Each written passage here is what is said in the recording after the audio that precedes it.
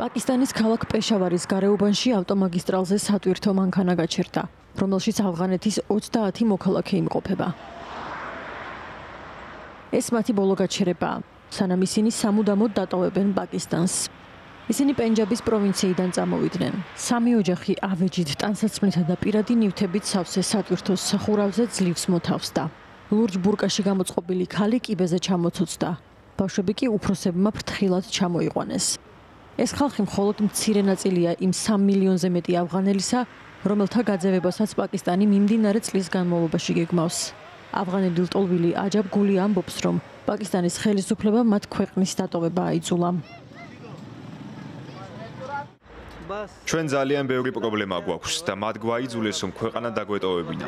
წასვლა არ გვინდოდა, მაგრამ ჩვენი სახლები რამდენჯერმე დაარბიეს. აქედან ზეწოლის გამო მივდივართ და არა ჩვენინებით. ბევრი მათგანი ამბობს, რომ ავღანეთში მათ შვილებს რთული ცხოვრება ელოდებათ, განსაკუთრებით კი გოგოებს.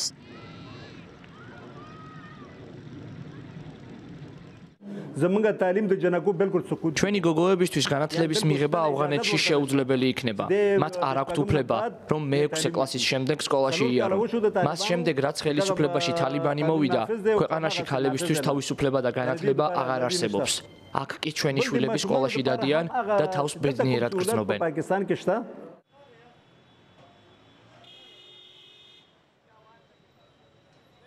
რესტორატორი აკბერ ხანი ჩრდილო-დასავლეთ პაკისტანში ცხოვრობს და თავის რესტორანს უძღვება. თუმცა, ახალი კანონების მიხედვით, როგორც ავღანელს მასაც მოუწევს ქვეყნის დატოვება. აქ თითქმის 50 წელი ავცხოვრობ. ბავშვი ვიყავი, როცა პაკისტანში ჩამოვედი და ავღანეთში არასოდეს ყოფილვარ. წარმოდგენა არ მაქვს იქ ცხოვრება როგორია. ჩემი და ჩემი შვილების ქორწილებიც აქ გადავიხადეთ. ჩემი ნათესავებიც აქ მყავს დაკრძალული. ამიტომაც პაკისტანის დატოვების არანაირი სურვილი არ მაქვს.